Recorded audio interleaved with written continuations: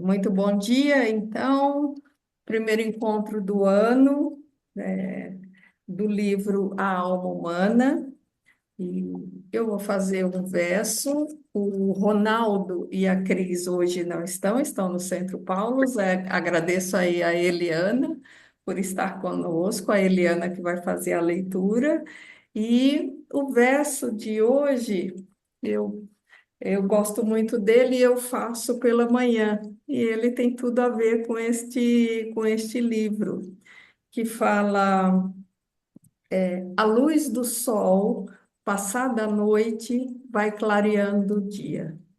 A alma acorda com força nova do sono que dormia. Tu, minha alma, dê graças pela luz, porque dentro dela o poder de Deus reluz. Tu, minha alma, neste dia a ressurgir, ser capaz de agir.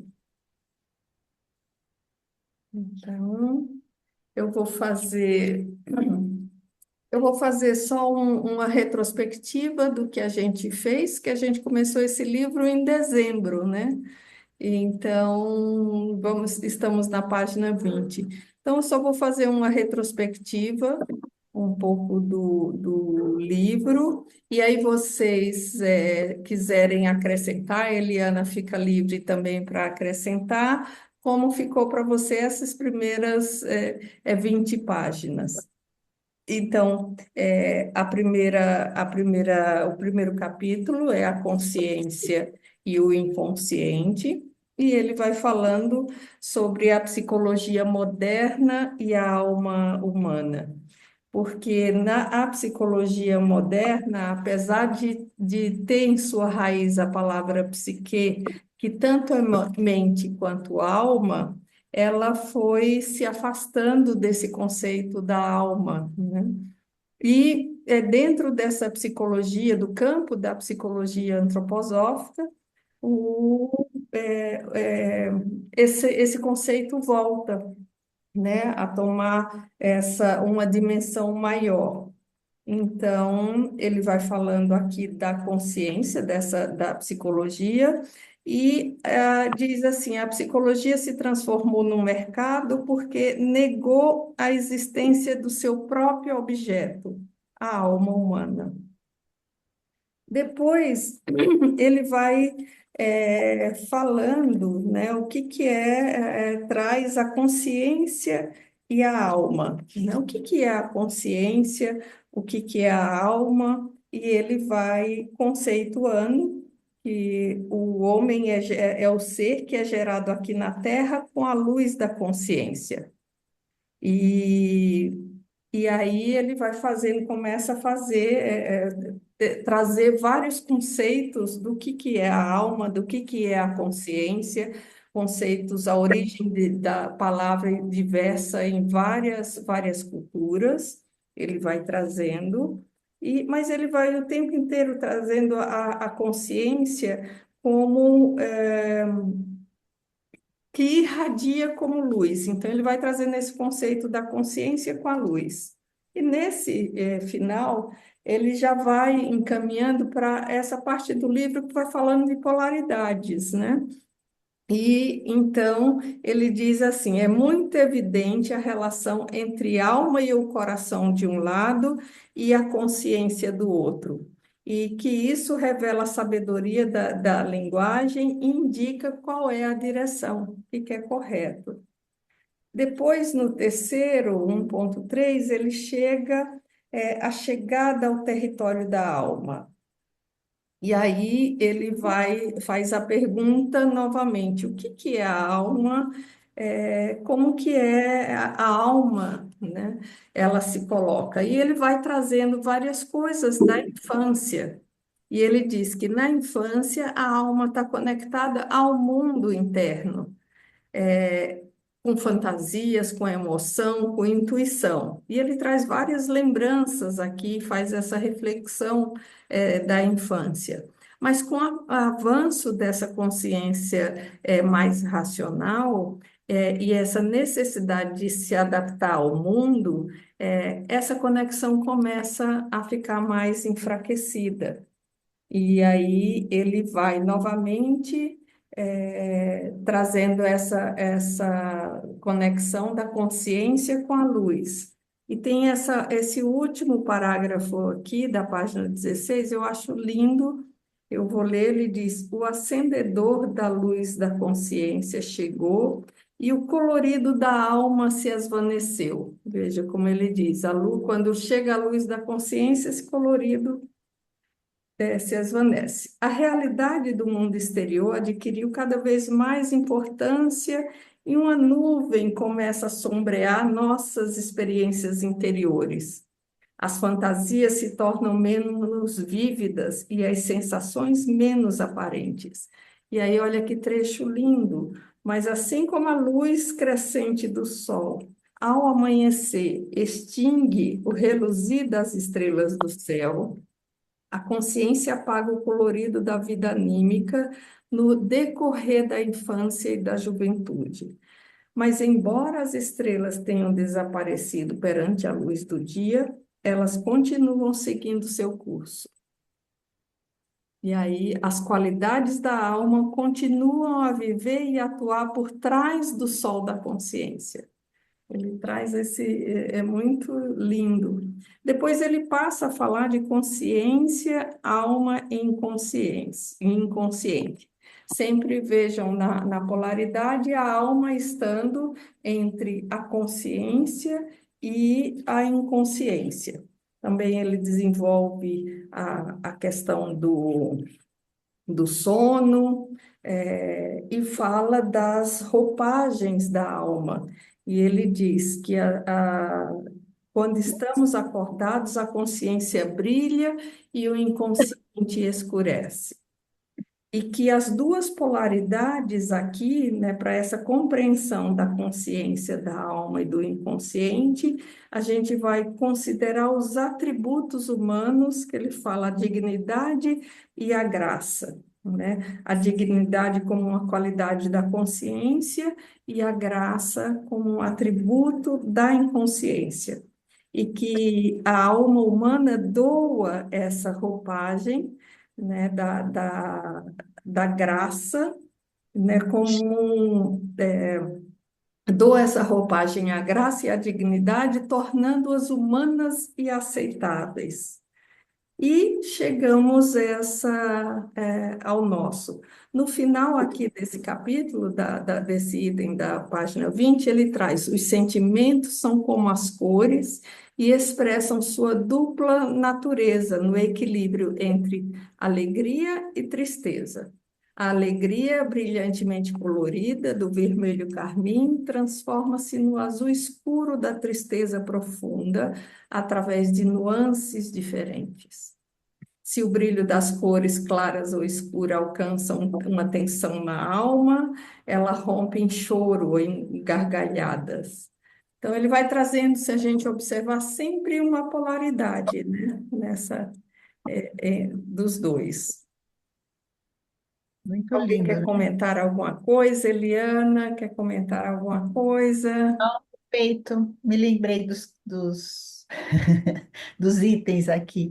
E é bonito esse livro porque ele sempre vai trazendo metáforas, né? Nas É, polaridades, ele faz metáforas com o dia a dia da gente, né? Muito sim. lindo. Muito bem. Então, vamos começar a leitura na página 20. No item 1.5, riso e pranto. Pranto, riso e suas explosões emocionais estão entre as características humanas mais surpreendentes. São comuns a todos os seres humanos. Estão presentes em todas as etnias e são os companheiros constantes da humanidade. Já se escreveu muito sobre o riso, mas consideravelmente menos sobre o pranto. Assim, temos pouco conhecimento e compreensão a respeito dessas expressões tão comuns da natureza humana. Professor Plessner, em um dos melhores livros que lidam com esses dois fenômenos, escreve: riso e pranto, no verdadeiro sentido da palavra, são duas formas de expressão válidas apenas para o ser humano. Este é um fato fundamental, Nenhum animal pode chorar ou rir. Ele pode ser capaz de derramar lágrimas, gritar, arreganhar os dentes e, às vezes, até mesmo ter o vislumbre de um sorriso nos olhos. Mas só o ser humano pode rir de coração ou chorar amargamente. Mas Plessner, continuando sua descrição, acrescentou que, embora essas duas formas de expressão sejam tão singularmente humanas, elas expõem o homem a situação um tanto desumana. Em certo sentido, quem ri ou chora perde o controle sobre si mesmo e, portanto, a possibilidade de formar uma opinião objetiva sobre a situação em que se encontra. Novamente, esta é uma observação importante. O ser humano é subjugado tanto pelo riso quanto pelo pranto. Em geral, ele é praticamente incapaz de conter as duas emoções. Pode escondê-las por trás de um sorriso, de um olhar sério ou de um lenço, mas as emoções em si seguem seus cursos. Riso e pranto são, sem dúvida, as mais fortes expressões humanas. Podemos refrear a fala com muito mais facilidade. Podemos também reprimir os gestos se não quisermos fazer uso deles. Mas escapar de uma explosão de riso é tão difícil quanto segurar os primeiros soluços de choro. É como se um poder desconhecido colocasse sua força contra nós e nos prendesse em suas garras. Quem nunca experimentou a força com que o riso nos domina em momentos nos quais deveríamos estar particularmente sérios? Mas talvez um pensamento, uma lembrança ou uma situação engraçada que só nós conhecemos nos força de repente a cair em gargalhadas sucessivas. É realmente surpreendente que a maioria dos autores que escrevem sobre o riso esteja muito mais interessada nas causas do que propriamente no riso. Eles investigam a natureza do ridículo, da alegria e da comédia. Mas o próprio fato de como o riso acontece é geralmente negligenciado. Por esta razão, diversos autores se questionam se, afinal, o riso e o pranto estão relacionados. Alguns pensam que ambos não têm realmente qualquer ligação, mas origens diferentes. Rudolf Steiner deu várias palestras sobre o pranto e o riso e mostrou a íntima ligação entre as duas expressões com a respiração. Ele disse que tanto no pranto como no riso, o ritmo entre inspiração e expiração está alterado. No choro, embora o ar entre e saia regularmente, diversas inspirações pequenas são seguidas por uma expiração longa e profunda. O oposto ocorre no riso.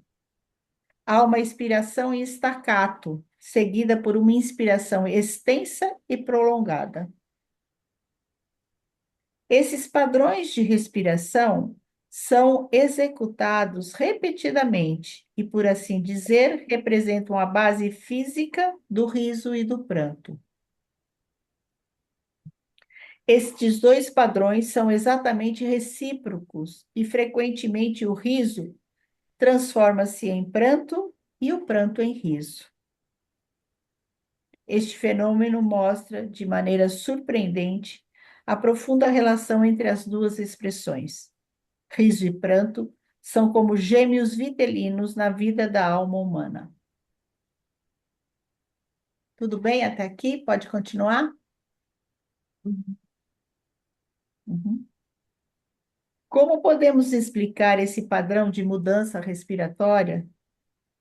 O que significa o fato de que no pranto a inspiração é fracionada em várias pequenas porções, e depois é seguida por um profundo suspiro de alívio, entregamo-nos ao pranto quando alguma coisa à nossa volta assume tal força opressora que nos tornamos incapazes de suportar. E rompemos em pranto quando perdemos alguém que amamos ou quando um amigo ou parente que não vemos há muito tempo retorna.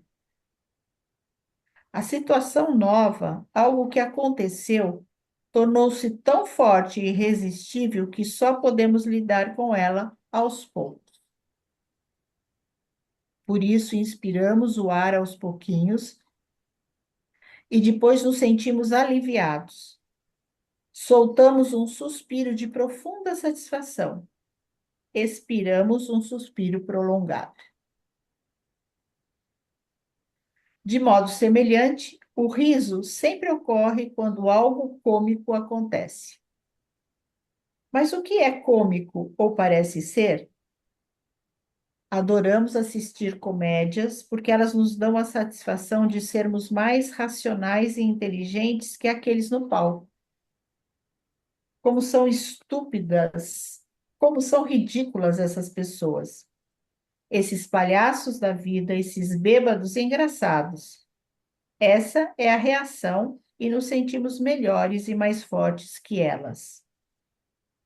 Aliviamo-nos diante de uma caricatura, quando a força de Khrushchev, Stalin ou a personalidade dominadora de De Gaulle transformam-se de repente em figuras cômicas.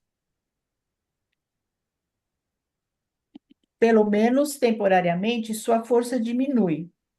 Ficamos aliviados e começamos a rir. E rompemos em expirações repetidas e curtinhas, sempre que nos sentimos mais fortes do que aquilo que nos rodeia. E assim, descarregamos nossa força no mundo. Depois, despreocupadamente exauridos, inspiramos profundamente para equilibrar a perda de nós mesmos. A causa do pranto e do riso é o desequilíbrio na relação com o mundo.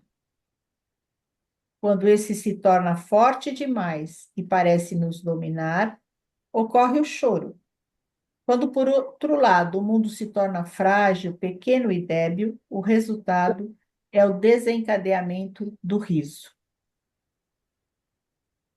Ambos, pranto e riso, nos são dados para que possamos retomar o equilíbrio perdido no contato com a realidade.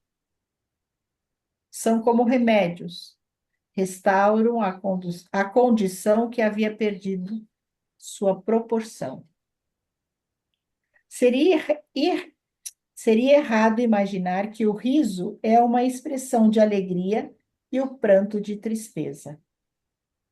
Eles não expressam emoções, mas representam uma atitude emocional e, por sua vez, curam o distúrbio emocional. O princípio básico da homeopatia, similia similibus curantur, uma substância pode criar a enfermidade tanto quanto curá-la. Se aplica tanto ao pranto como ao riso. E algo mais deve ser entendido. Quando Platão falou sobre a natureza do riso, indicou que ele contém tanto o prazer como a dor. Podemos acrescentar que o prazer está incorporado aos estacatos da inspiração. Entretanto, a inspiração profunda, que segue como resposta a uma pergunta, carrega em si certa dose de vergonha e dor. Após um ataque de riso, vive em nós um sentimento de culpa. E aqui está a origem da natureza dupla de todo comediante. Exteriormente, ele faz a anedota, mas internamente, ele está, em geral, preenchido pela tristeza. De maneira semelhante, o pranto não é só dor e tristeza. Apenas os suspiros curtos e repetidos são seu aspecto triste. A expiração profunda traz alívio e prazer, restitui o equilíbrio perdido. Ela responde à pergunta da tristeza. Plessner está realmente certo ao chamar o choro e o riso de reações limítrofes. Nós choramos e rimos, diz ele, diante de uma situação para a qual não encontramos outra resposta. As reações de choro e riso acontecem ao invés da resposta racional. Não é uma reação orgânica, mas emocional. Somos sacudidos e quebrados em todos os sentidos, e não há escapatória até que o equilíbrio seja alcançado. Num sentido superior, passamos por processos de catarse ao chorar e rir. É a mesma catarse da qual Aristóteles fala quando descreve a influência do drama na alma humana. Pranto e riso são os guardiões de dois portais diferentes. O riso guarda o portal do inconsciente e o pranto guarda o portal da consciência. Quando o inconsciente repentinamente irrompe através desse portal, porque somos tentados pelo ridículo a nos arremessar, a nos arremessarmos para o mundo exterior, o guardião do riso surge e restitui o equilíbrio. Por outro lado, quando a consciência é dominada pelo medo e se desequilibra, a ponto de perdermos o senso de proporção, o pranto dá um passo nessa direção e oferece seu toque reconfortante. É a alma que restitui tanto à consciência como ao inconsciente seus próprios domínios e direitos através da força do riso e do pranto. O riso da alma envia a megalomania de volta ao inconsciente. O pranto remove da alma o sentimento de inferioridade na consciência e o reconduz à sua moradia. Tudo bem? Tudo bem. Daí tem aqui na página 25, né? Ele traz uma imagem da alma humana.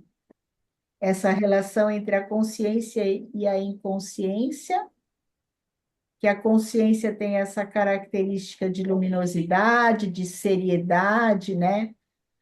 Um tom mais grave, que está ligado à dignidade.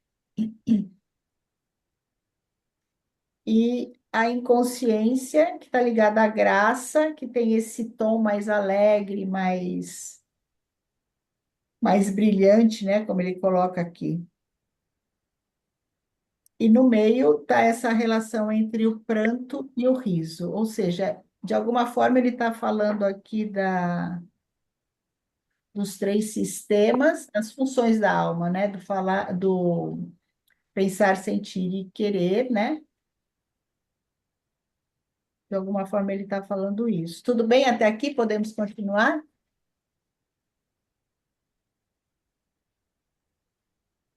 Daí na seguinte está a sinopse, sinopse 1.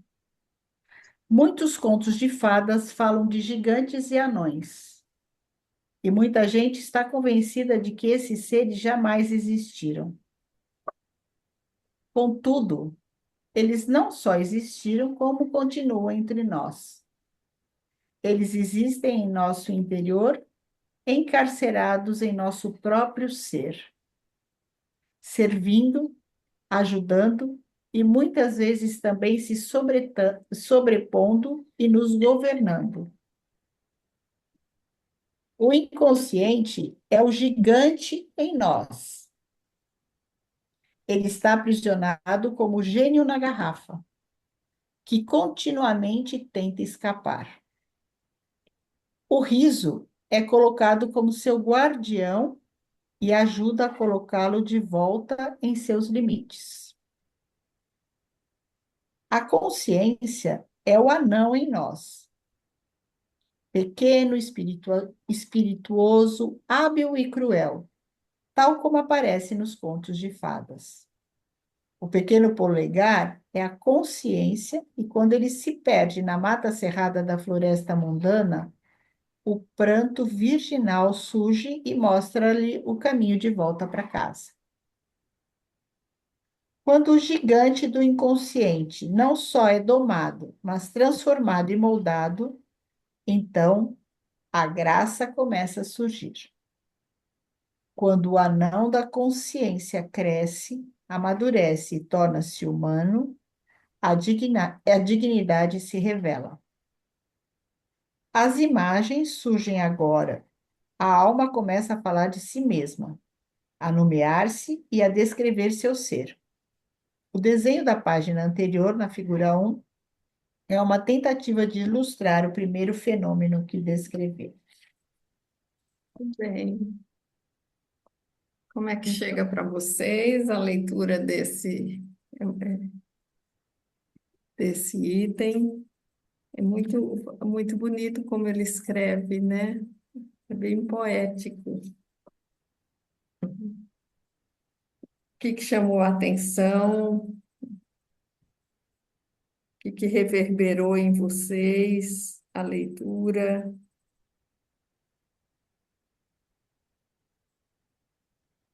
Para mim foi a polaridade em tudo que fala, né? Assim, onde ele citou, essa polaridade sempre presente.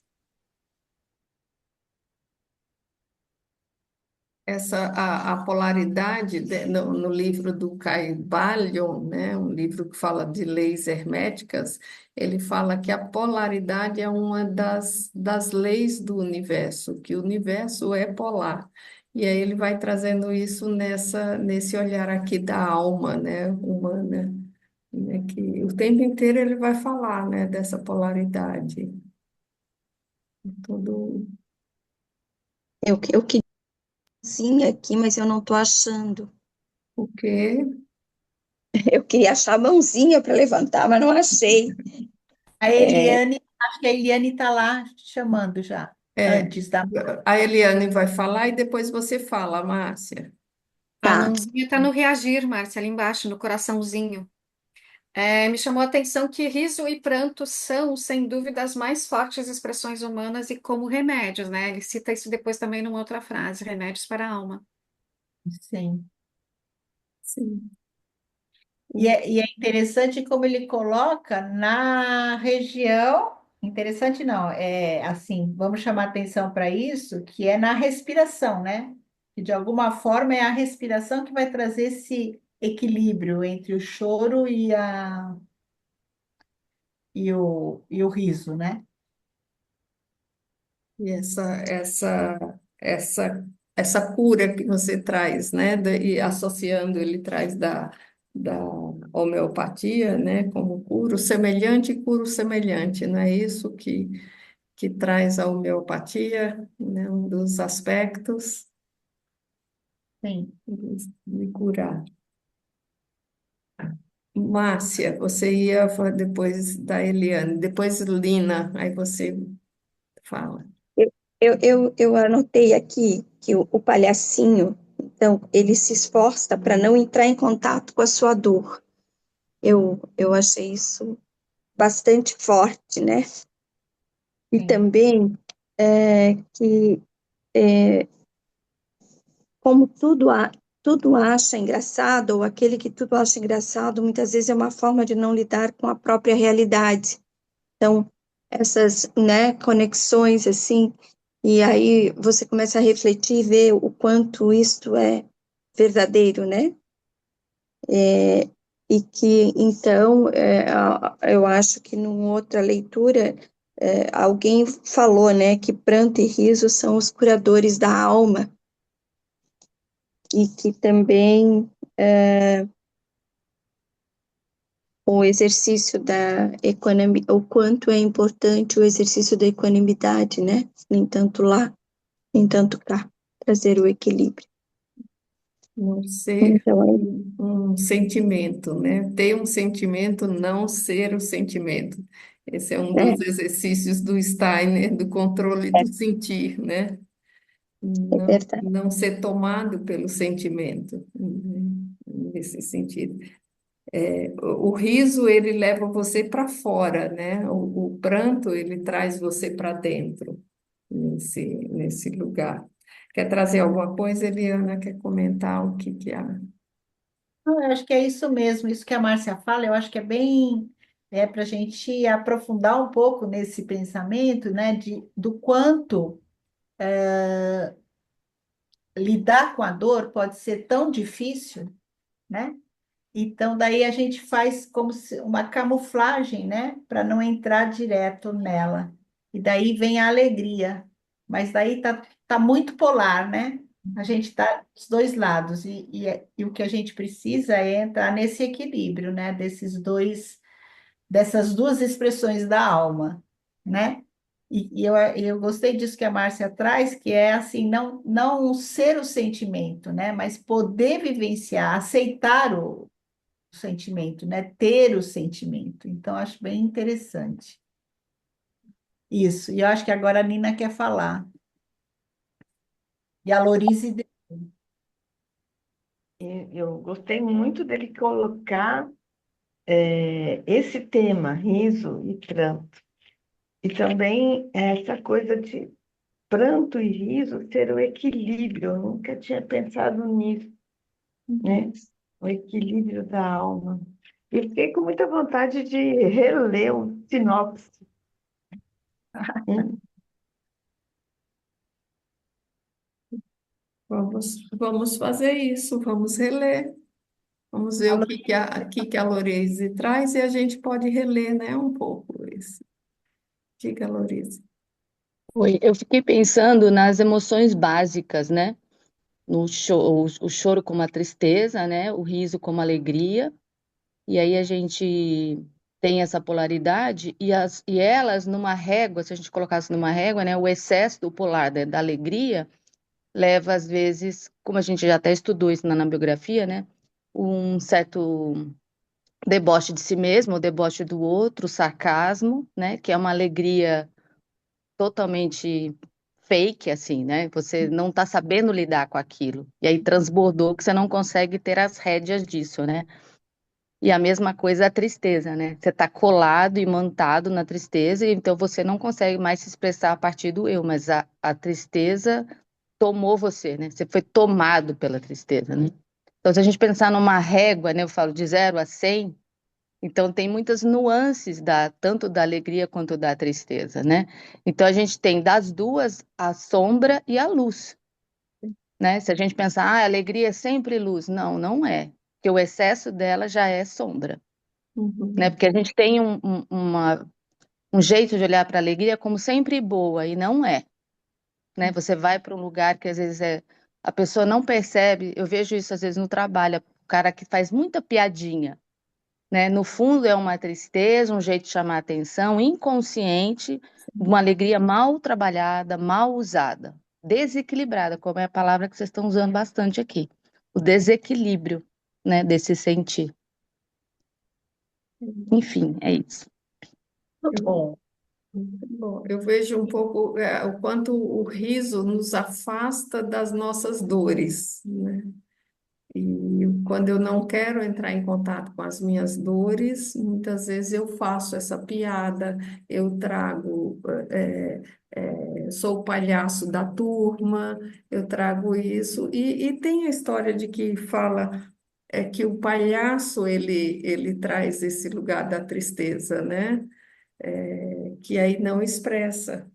E se a gente olhar aquela máscara do teatro, ele traz essa polaridade, né? O riso e a alegria e a tristeza, né?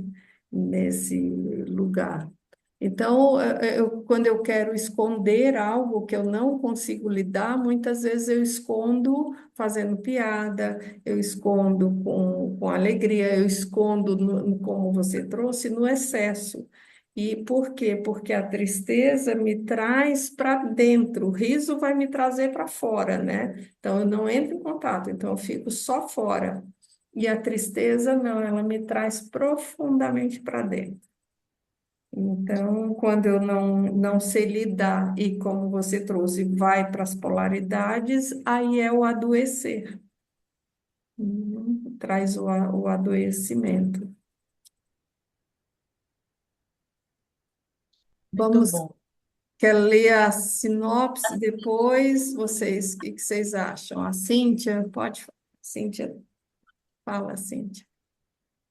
Oi, bom dia para todo mundo. Não, só para complementar que a gente vai passar para outra parte agora, né?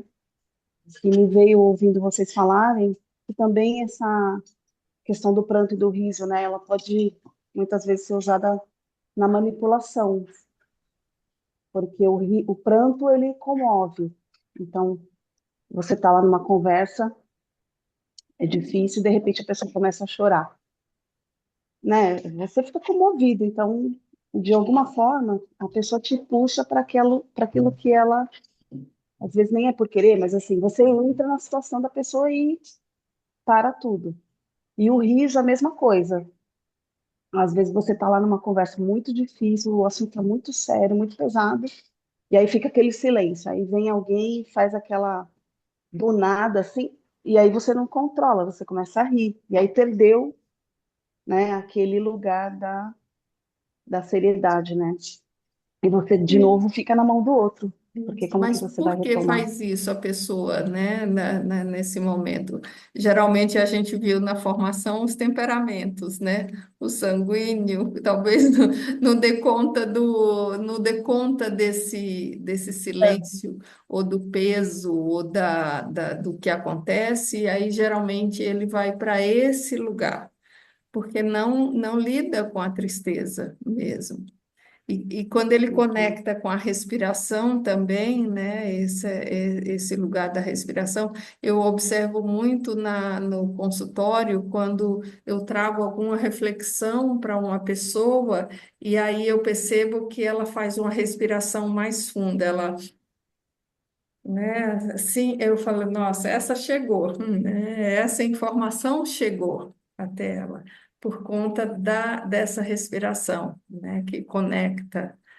Então, e é isso, a gente vê muito as pessoas que não conseguem lidar com as emoções da sua alma e vão para essas duas polaridades, né?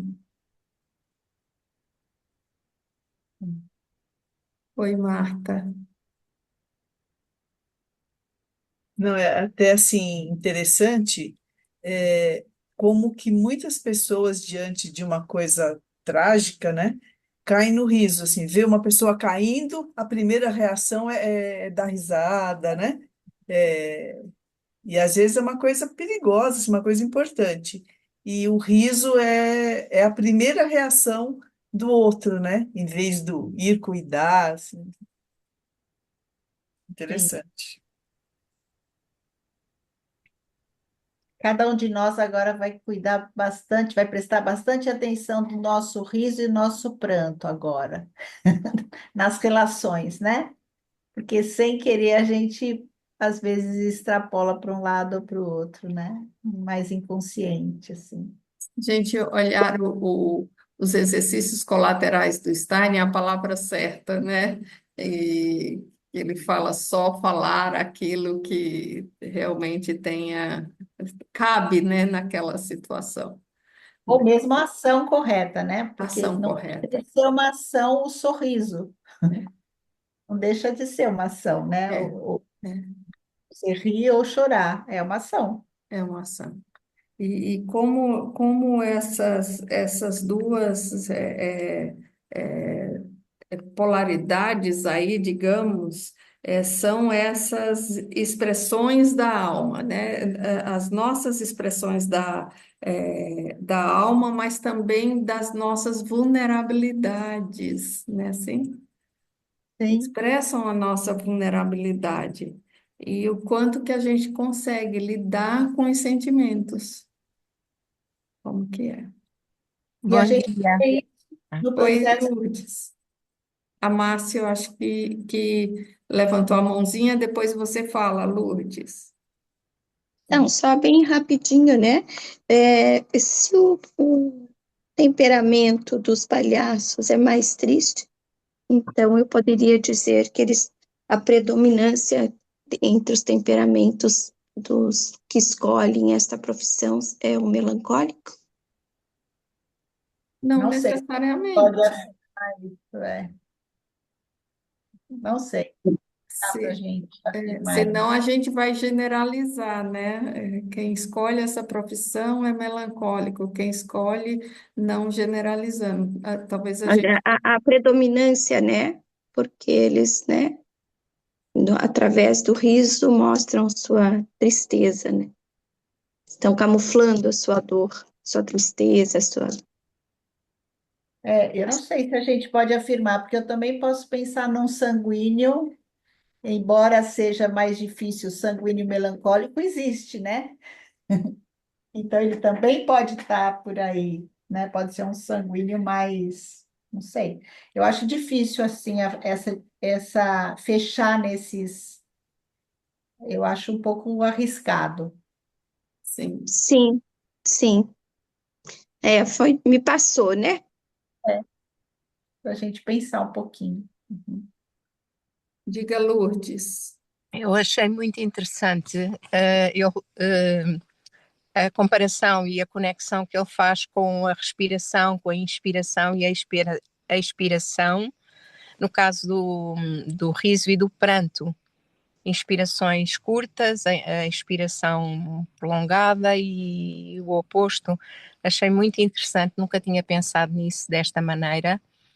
E de facto, se pensarmos que a expiração liga o nosso sistema parasimpático, nós relaxamos quando expiramos, e um pouco o contrário. Mas achei muito, muito, muito interessante e vou reler. Obrigada. Eu estava pensando aqui também, porque o choro e o riso, eles são treinados, por exemplo, para filmes, para teatro, para vendas, né, para manipulação. Então, essa é a distância da alma, né, que eu percebo também, quando ele é comercializado, tanto o riso quanto o choro, né? Sim.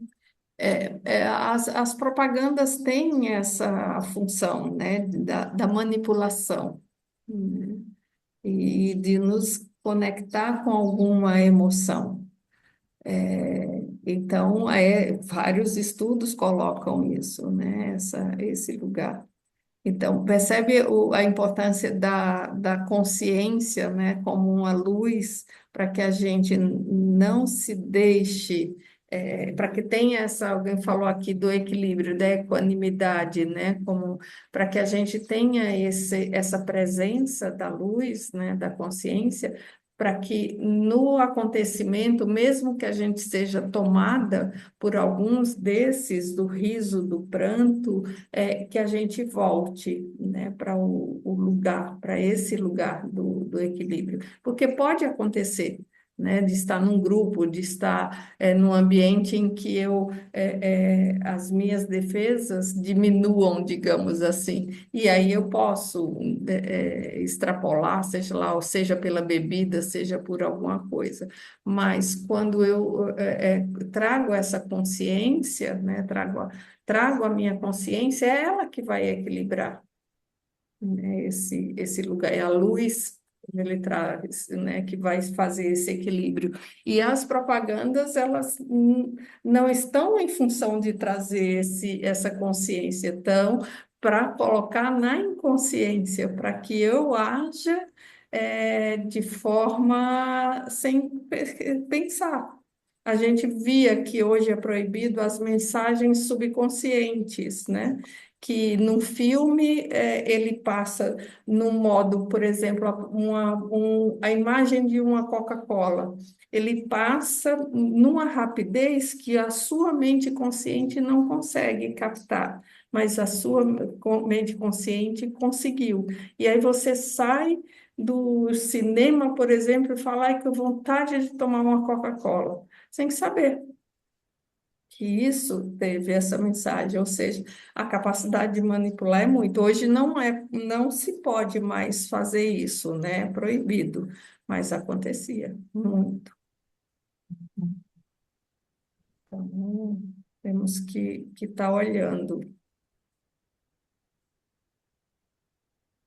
Vamos reler a sinopse, como a Nina sugeriu? Vamos? Então vamos. Muitos contos de fadas falam de gigantes e anões. E muita gente está convencida de que esses seres jamais existiram. Contudo, eles não só existiram, como continuam entre nós. Eles existem em nosso interior, encarcerados em nosso próprio ser, servindo, ajudando e muitas vezes também se sobrepondo e nos governando. O inconsciente é o gigante em nós. Ele está aprisionado como gênio na garrafa, que continuamente tenta escapar. O riso é colocado como seu guardião e ajuda a colocá-lo de volta em seus limites. A consciência é o anão em nós. Pequeno como Tá, pode falar. a consciência é o anão em nós, pequeno e espirituoso, hábil e cruel, tal como aparece nos contos de fadas. O pequeno polegar é a consciência, e quando ele se perde na mata cerrada da floresta mundana, o pranto virginal surge e mostra-lhe o caminho de volta para casa. Quando o gigante do inconsciente não só é domado, mas transformado e moldado, então a graça começa a surgir. Quando o anão da consciência cresce, amadurece e torna-se humano, a dignidade se revela. As imagens surgem agora. A alma começa a falar de si mesma, a nomear-se e a descrever seu ser. O desenho da página anterior é uma tentativa de ilustrar o primeiro fenômeno que descrevemos.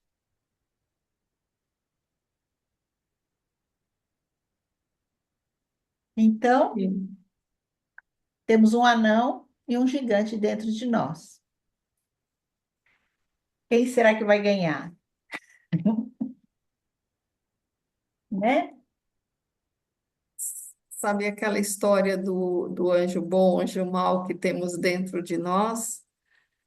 Que cada um tem, que ele diz que estamos sempre brigando, e a pergunta é quem vence essa luta?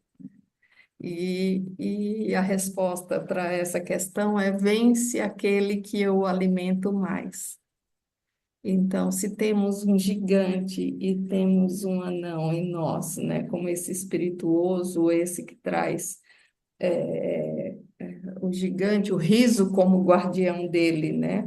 E a consciência desse anão. Então, quem é que vai vencer, né? Quem a gente está alimentando mais no nosso dia a dia?